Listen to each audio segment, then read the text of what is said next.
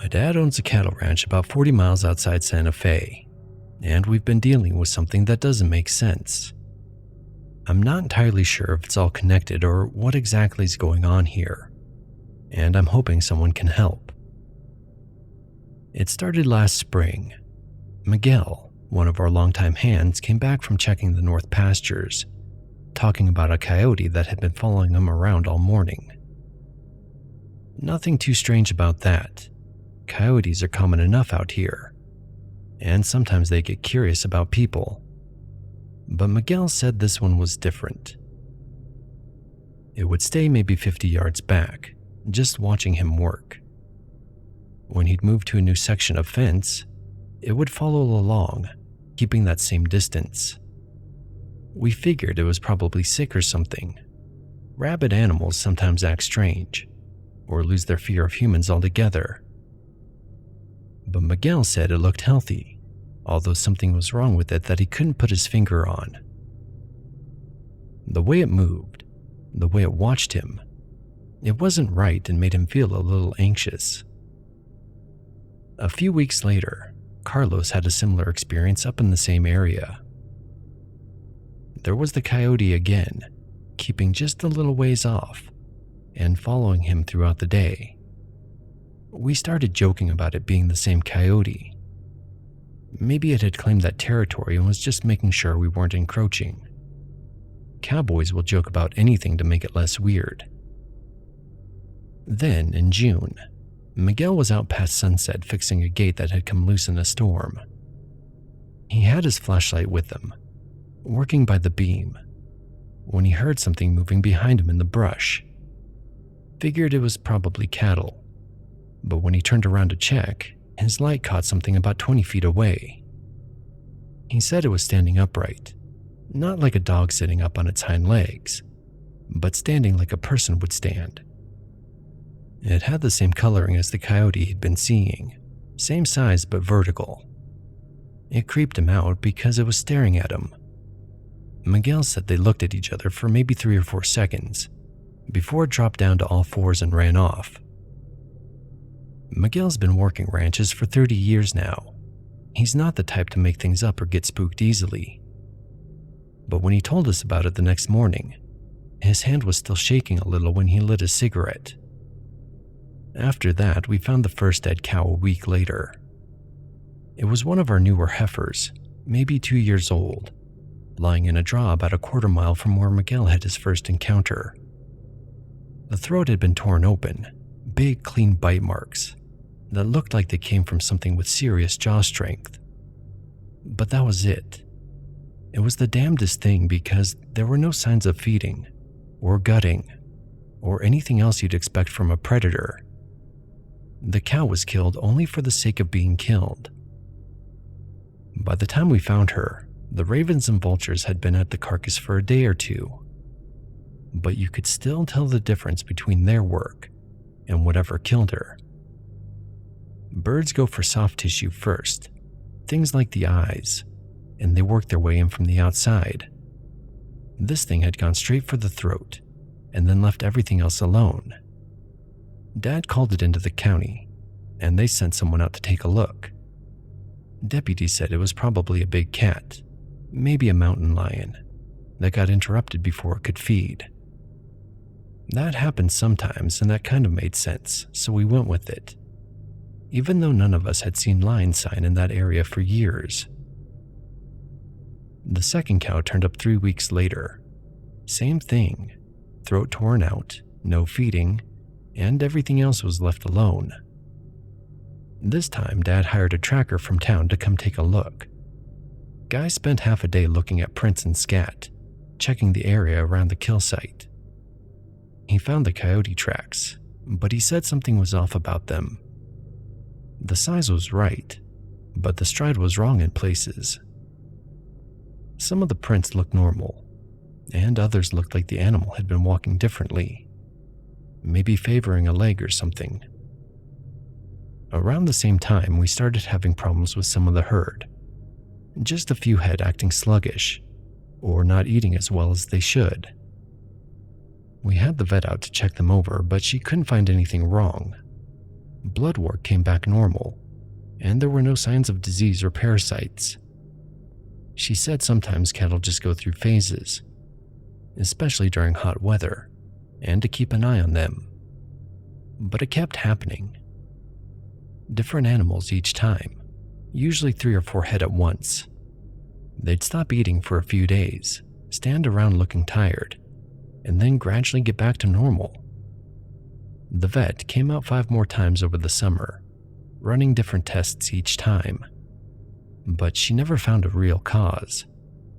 I started to think maybe it was something in the water or the grass, but other parts of the herd were fine, so that kind of didn't make sense. After that, the sightings picked up in August. It wasn't just Miguel and Carlos anymore. Pretty much everyone working the north section had stories about the coyote. They reported the same behavior. It was always keeping its distance, and usually staring at them in a way that made them feel uncomfortable. Tommy, our youngest hand, swore he saw it 3 times in one day. It was following him around like a dog that wanted to be fed, but was too scared to approach. And then we started hearing strange sounds at night. The first time was Miguel again, working late to get hay moved before a storm hit. He said he heard singing coming from somewhere out in the dark, maybe a 1/4 mile away. But it wasn't like music you'd hear on the radio, more like chanting, but in a language he didn't recognize. He said it went on for maybe 10 minutes, then stopped. Carlos heard it a few nights later as well. He gave the same description, chanting or singing, somewhere out in the darkness beyond where the work lights reached. He said it made his skin crawl. I heard it myself last month. I had driven out to check on some equipment we left in the far pasture, and I was loading tools into the truck when it started. It was a low rhythmic sound carrying on the night air. Definitely human voice, but the words were nothing I could make out. It seemed to be coming from different directions, like whoever was making the sound was moving around while they did it. The weird thing was how the cattle reacted. Usually, if there's something in the night that bothers them, they'll bunch up and get nervous. But when that chanting started, they just went quiet, completely still like they were listening. Things changed again in September. Instead of staying out in the fields, the coyote started showing up closer to the ranch buildings. Maria, who helps my mom with the house, saw it 3 times from the kitchen window. It would happen at dusk, with the coyote standing at the edge of the yard, watching the house. Dad finally decided to do something about it. He borrowed a trail cam from his brother and set it up near where Maria had seen the animal. He figured we'd at least get some pictures and maybe learn something useful. The camera caught it twice over 2 weeks. Both pictures were taken just after sunset, and both showed the same thing. A coyote standing upright on its hind legs, looking directly at the camera. Not sitting up like dogs do sometimes, but standing straight up like a person would stand. In the second picture, you could see its front paws hanging down at its sides, almost like arms. We showed the pictures to the tracker, and he went quiet for a long time before handing them back. Said he'd never seen anything like it, and maybe we should consider calling someone from the university to take a look. We were going to do that, but about a week after we took them, we tried to open the save files again, and they were all corrupted. But before we could do anything else, more cattle started getting sick. This time it was worse. Whole groups of them at once, sometimes a dozen head just standing around looking half dead. The vet ran every test she could think of, brought in specialists from Albuquerque, even sent samples to the state lab. Nothing came back positive. All the cattle were perfectly healthy on paper, just acting like they were dying. The chanting happens almost every night now. They come from different locations and at different times, but always out there in the dark somewhere. Some nights it goes on for hours. 3 days ago, I was coming back from town after dark, and I saw something in the headlights that I'm still trying to make sense of. About 2 miles from the house, right in the middle of the road, something was standing upright. Tall enough that I could see it clearly in the high beams, maybe 6 feet or so. As soon as the light hit it, it dropped down and ran off into the brush on 4 legs. I stopped the truck and sat there for maybe 10 minutes, trying to convince myself I'd seen a person walking down the road. But we're 40 miles from anywhere, and nobody walks out here at night. Last night, the chanting was louder than it's ever been, close enough that it seemed to be coming from right outside the house. Mom heard it too, and she made Dad check all the doors and windows twice before we went to bed. This morning, we found another dead cow, but this one was different. There were no bite marks on the throat. Instead, there were what looked like claw marks all along its side, like something had been trying to get inside of it.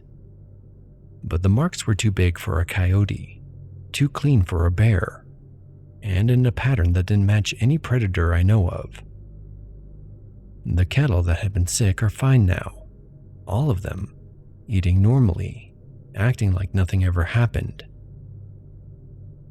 The vet came out yesterday and said she'd never seen anything like it. Sick animals don't usually recover all at once like that. I keep telling myself there's an explanation. Maybe we've got a sick coyote that's learned some unusual behaviors. Could be the cattle illness is environmental, and we just haven't found the cause yet. Or it was something with the water that cleared up now. Maybe the sounds at night are coming from trespassers, or people camping illegally on our land. But I can't stop thinking about those pictures from the trail camera, or what I saw in the headlights 3 nights ago. And I can't explain why the hair on my arm stands up every time I have to go outside after dark. Dad's talking about selling the north section, maybe buying some land closer to town. Says it's for financial reasons, but I think we both know better. Mom wants us to call someone from the tribal council. Says they might know more about what we're dealing with. I don't know what to do. Part of me thinks we should just ignore it and hope it goes away on its own. I also sometimes think we should just get as far away from here as possible.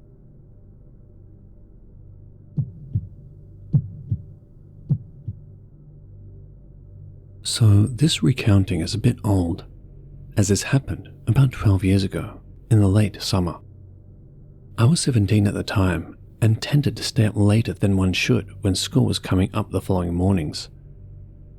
And as such, I often got saddled with the ever-exciting task of taking my mother's dogs out to do their business. Now, a bit of context. We lived out in a valley in the woods. Not quite middle of nowhere, but you definitely couldn't see any neighbors. And it would be a hike through the forest to reach them on foot, excluding the old road that wound along the bottom of the valley. I worked with my stepfather in a wood shop he had built on the land, and that was what we lived off of, cutting boards, cabinets, wine racks, furniture, etc. We usually sold out of state, as there weren't too many affluent people buying wine racks and end-grain butcher blocks out in the country. We had some big dogs that kept the coyotes and strays away from our chickens.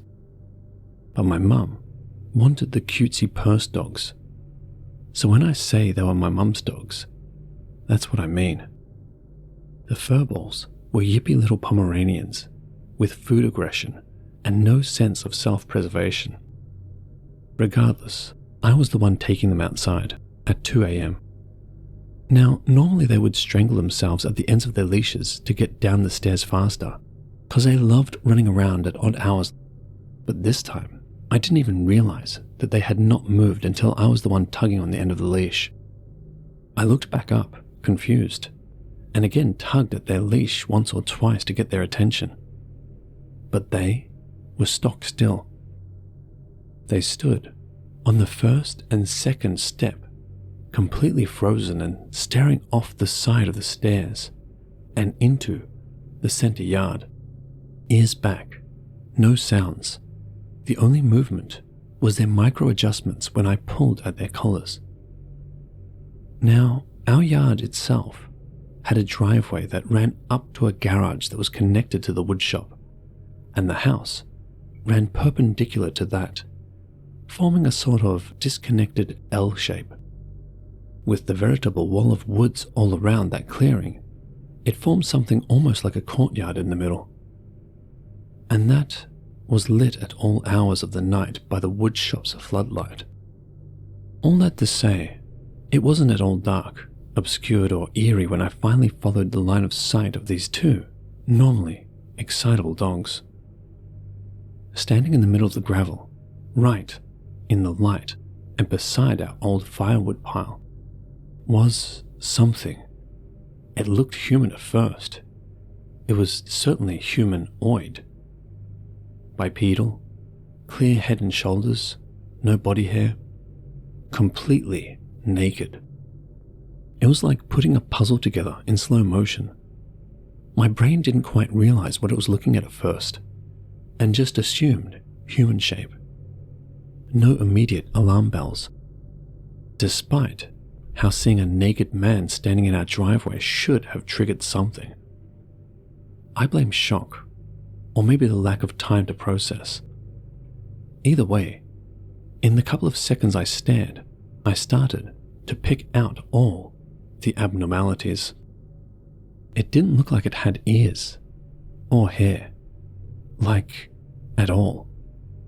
It was completely bald.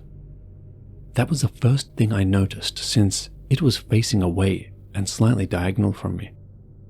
It appeared to be wringing its hands and staring off into the forest past the woodshop's tin roof. It almost looked nervous, though I never saw its face. It didn't appear to have noticed me, or if it had, it didn't seem to care at that point. It wasn't like I was quiet. The front door was anything but silent, and I had clomped down the stairs with all the grace of a drunken moose. Then it was the skin I noticed. It looked pale and bluish, though the color might have just been from the shop light. And it was weirdly shiny, like frog skin or a waterlogged corpse. Then the torso, as my eyes made their way down. It was too short, like the proportions were off, and after registering it, it was also shaped wrong. Have you ever seen a scrawny dog or cat that gets soaked in water or shaved? How their torso is elliptical front to back instead of side to side like a person's? Its torso was shaped like that. It was bony in that same strange way too. Not malnourished, just like an animal. And finally, the thing that kickstarted my brain back up. The legs. They bent the wrong way.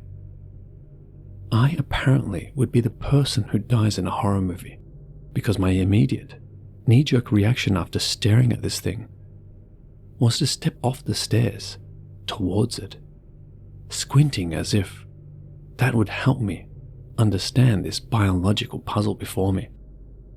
The moment my foot hit the ground, its back shot up straight. It reminded me of when a rabbit hears something and just bolts upright with its ears up, scanning for danger. And then, before I could even lift my other foot, it was just gone. No poof, no fade. I didn't even blink my eyes. It just was there one moment and then gone the next. As soon as it was gone, the dogs simply returned to normal and wandered down the stairs to do their business. I'm not sure if it was never a threat, or if the little balls of fur were just especially stupid. I'm not ashamed to say that I may have cut their nighttime stroll a bit shorter than normal that evening. I spent a while just calling it Bunnyman, sticking with the theme of things like Mothman and Slenderman I had come to know. I know, very creative. I had picked the name because between the inverted legs and its mannerism, it had indeed reminded me of a rabbit, with the legs resembling a bunny's haunches. Anyways, I never saw it again after that. I know that's a bit anticlimactic, but I figured I'd share my encounter here.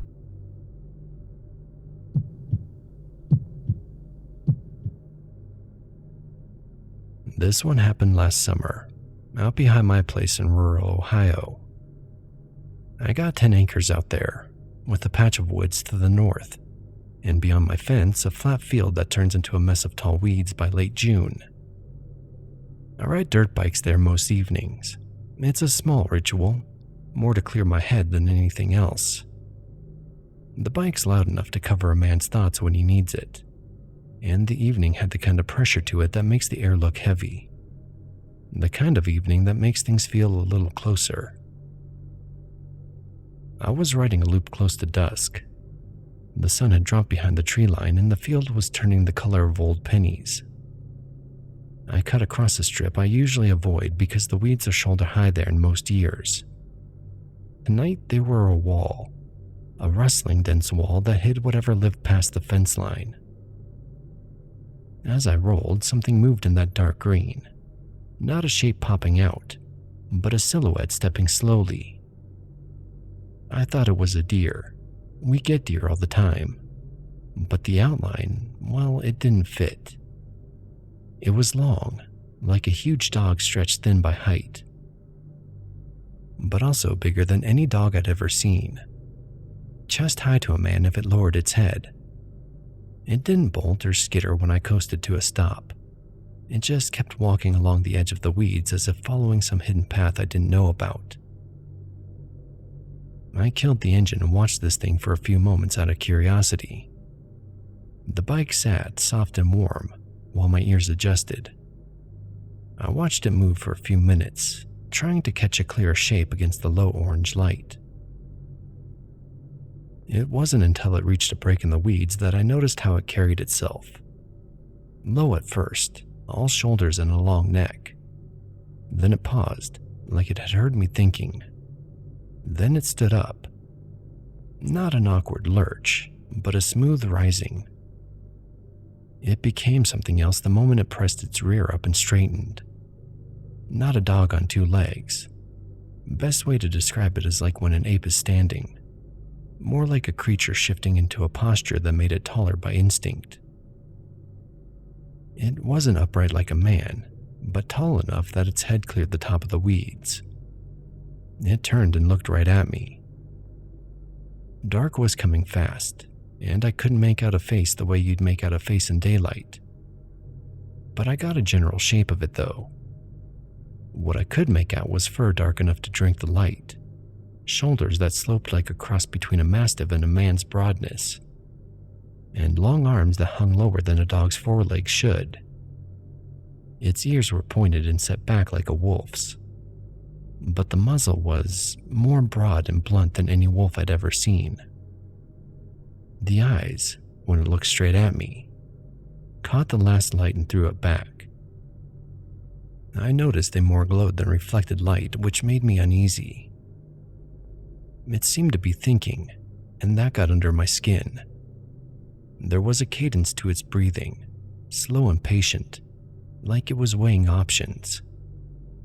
Its presence and size made me realize how small I was compared to it.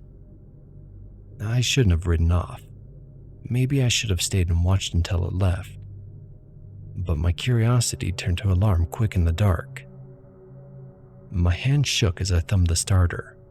When I hit the throttle, it bucked under me and I was gone, tires kicking up a smell of warm dirt and grass. I looked back and it didn't move at first. I figured it would turn and sink back into the weeds, or maybe follow at a slow, uninterested pace. But the sound of the engine must have changed something. The thing dropped down on all fours for a half second. Then it came after me, not in a slow run, but in a soundless, impossibly smooth forward motion that quickly closed the distance. I looked back over my shoulder again and it was already in the pale spill of my taillight, a dark shape closing in like ink. It's hard to describe the speed it had. It wasn't a dog sprint. Those are all frantic limbs and noise. This was a long stride, efficient run that covered ground in big, hungry bounds. I could see its hindquarters coil and uncoil like a spring. The weeds brushed past its side, and it barely broke their stems. In the reflex of a man who knows his bike, I opened up the throttle. The bike answered the only way a bike knows how, harder and meaner, and I leaned down, turning my palms white. The fence post smeared by. The gravel threw itself up and out. Even so, the thing was still gaining on me. I took turns too tight because fear does that. It makes you think small. At one point, half in panic, I shot across a shallow ditch and felt the back tire skip. For a moment, I thought it would be over, that I was going to crash and it would get me. It didn't. I heard the ground behind me collapse under its weight, and the sound of something breaking into the ditch like a beast. I don't know if it was the thought of my house, the visual of my porch light, or the pure animal instinct to run to safety, but I pushed the bike harder than I've ever pushed that machine. We have a short stretch, maybe 1/10 of a mile, from the end of the field to my back door, but it felt like more than a mile that night. I could see my barn, my back porch light throwing a halo on the yard. Just before I crested the last rise, I looked back again and saw it in silhouette, two-legged for a heartbeat, then down into a run again, catching like it traded legs mid-stride. I dumped the bike beside the porch. It was the fastest way to get to the door, and I sprinted inside. The key went in fast. My hands fumbled a bit, but I got inside and slammed the deadbolt in the chain. I leaned my forehead to the cool wood of the door and breathed a sigh of relief. Then I went to the window in the living room. The porch light made a shallow pool, and just beyond the pool, at the ragged edge where the yard became field, the thing was pacing. It walked in short circles, nose to the ground at times, lifting and staring back in my direction as if trying to decide something. From the angle of the window, I could see the slope of its neck, the way the shoulders hunched, how the fur seemed to soak the light instead of reflecting it. Every now and then it would raise its head and look at the house, and I would feel a prick along the back of my neck. Then, as if it was satisfied or bored, it turned away and melted into the weeds. I watched until it was only the suggestion of a shadow, and then the shadow slid out and was gone. I haven't seen it since, and I've gone back 12 times, walked the fence line, checked for prints, set up a cheap trail cam for a week. It got nothing. No prints big enough for a man's boot, no scrape marks on trees, no fur snagged on the fence.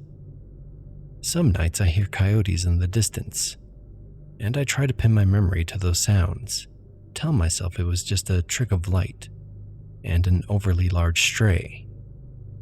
But I know what I saw, and you don't forget the way something looks at you when it's balancing on the line between animal and man. People have things for names out here. Dogman, werewolf, whatever the forums decide that week. I don't know what it was, and I don't claim to. I only know what it did. It watched, it rose, and it ran like it could have kept going for hours. I know the panic in my chest when my own land turned foreign, and I know the way my porch light made a small island where the thing chose to pace for a while before walking away. Some nights I think about going out with a better camera, with company, or with gear. Mostly I let the field be. Maybe it was a wanderer that passed through and moved on. Maybe it's still there, keeping to the weeds. I'm not here to convince you. I'm just telling you it happened. If you believe in monsters, Ohio's got at least one that knows how to stand on its hind legs and decide whether a man is worth chasing. If you don't, well, stranger things have happened on 10 acres at dusk. Either way, I don't go out that way at night anymore.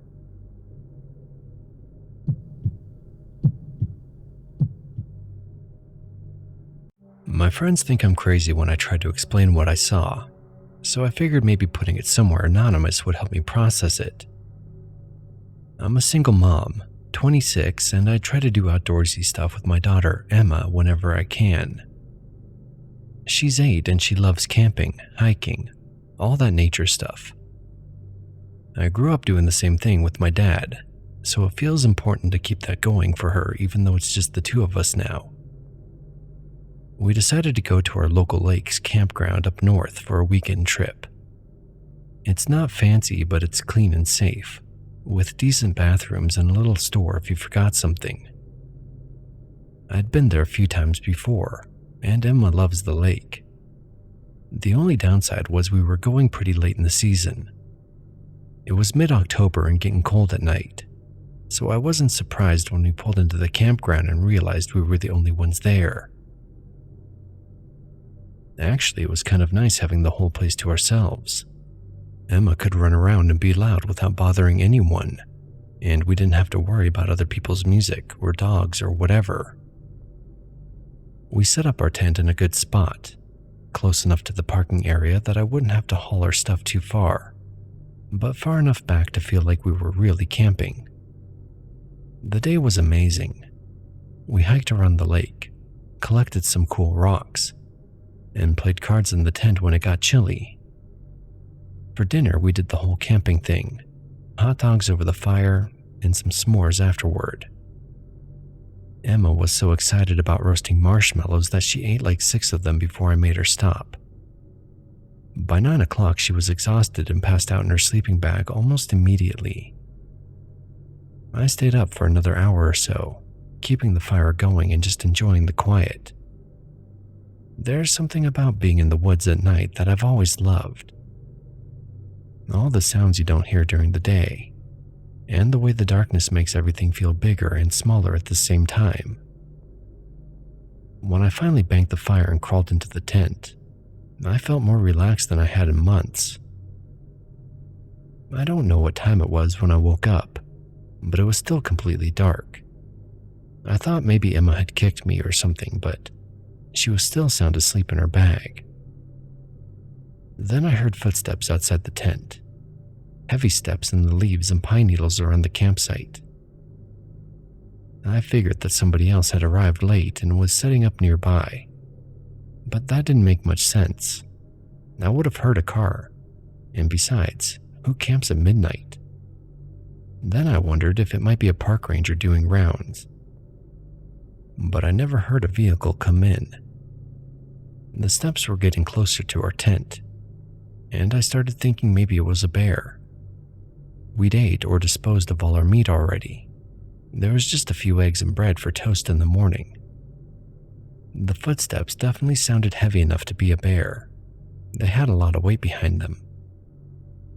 But then the smell hit me. It was like wet dog, but worse. More rank, mustier, and with something else underneath that I couldn't identify. Like animal smell mixed with something that had been sitting in dirty water too long. I'd never smelled anything like it before, and it was strong enough that I had to fight not to gag. I was trying to decide whether to wake Emma or just lie still and wait for whatever it was to move on. That's when the thing passed between our tent and the parking area. There's a security light on a pole near the restrooms, and when the animal walked through the edge of that light, I could see its silhouette through the tent wall. I'm not an expert on bears, but I've seen them before, and this didn't look like one. The head was too long, more like a dog snout than a bear's rounded face, and it was walking upright, not like a bear that stands up for a few seconds to look around, but actually walking on 2 legs like it was normal. I felt my heart stop and my hands go cold. I was worried it might wake Emma. I couldn't move. My breath caught in my throat. I just lay there holding my breath, watching this thing's shadow move around our campsite. I could hear it sniffing these deep snorts like a dog investigating something interesting. The sniffing got closer to our tent, and for a few seconds, I was sure it was right outside the door, I kept thinking about Emma sleeping next to me, how I needed to protect her but had no idea how. Then the footsteps started moving away, back towards the woods. I waited what felt like forever, listening for any sound that might tell me it was coming back. The smell was fading too at this point, which I took as a good sign, but I couldn't shake the image of that silhouette.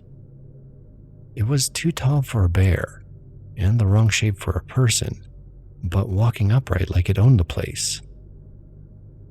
After maybe 10 minutes of complete silence, I made my decision.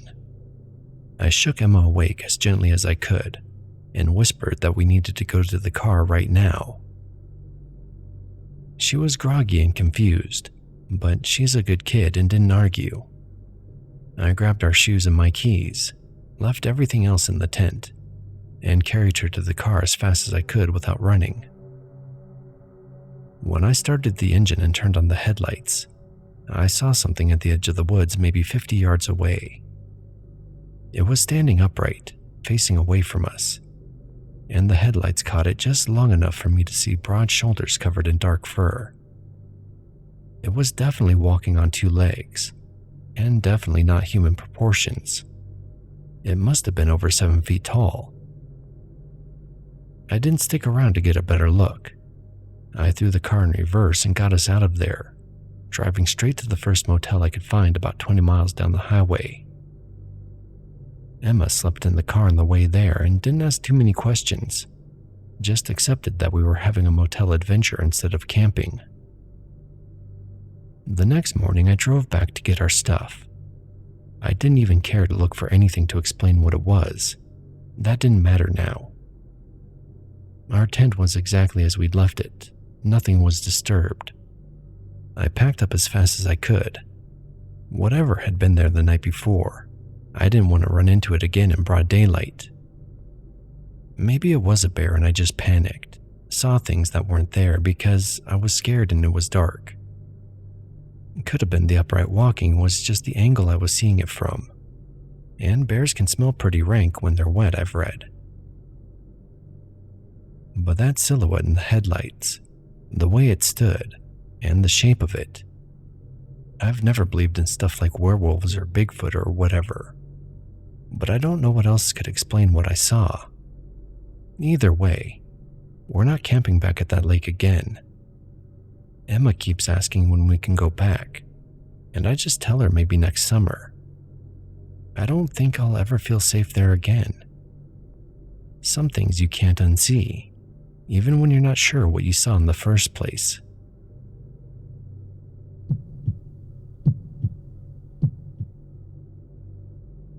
I wanted to share a truly bizarre, terrifying, and unexplainable experience I had growing up. To make note, my childhood home was a hotbed for paranormal activity. I could honestly write a book with the amount of stories I have, but this one was different from all the rest. To start off, we lived on a small stretch of secluded highway in a wooded area. Our home was nestled on a plot of land that was a few acres, and the area surrounding us was federally protected land of the Wildlife Refuge, which means unless your house is grandfathered in, then no one can purchase land or build in this area, so we had no neighbors. Our house was a 300-year-old colonial house and held a bit of history. There was knowledge of Native Americans once residing there, and a lot of war stories, with the Civil and Revolutionary War happening on that land. There was definitely a heavy negative energy in that house and property. You always felt like you were being watched from every angle of the woods, and so many people who visited would become uneasy immediately and state their discomfort in needing to leave. My family and I have countless stories we experienced individually or with one another. This particular experience was shared between myself and 2 brothers.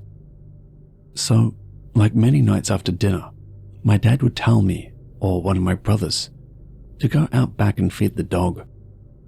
This was a scary task because it would be pitch black and our dog would be near the tree line of woods, which, for some reason, that section of woods would give us all an uneasy feeling any time we went near it.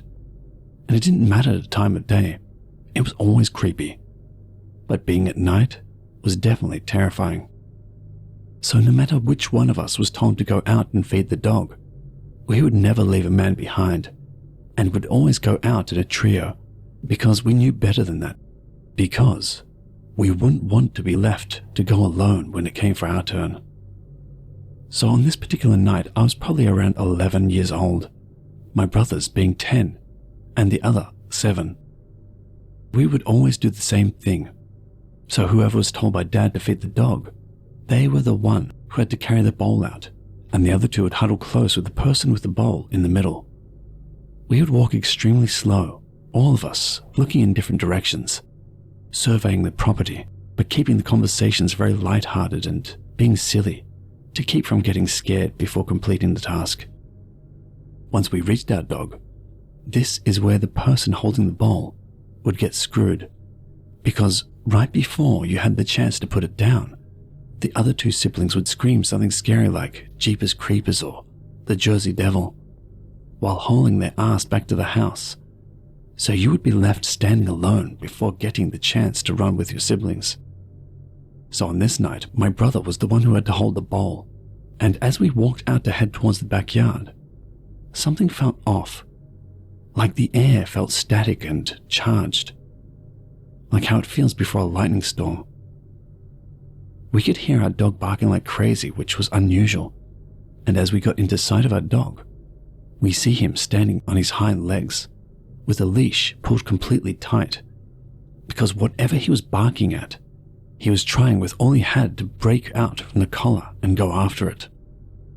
That's when we heard loud branches snapping and looked towards the direction our dog was barking in.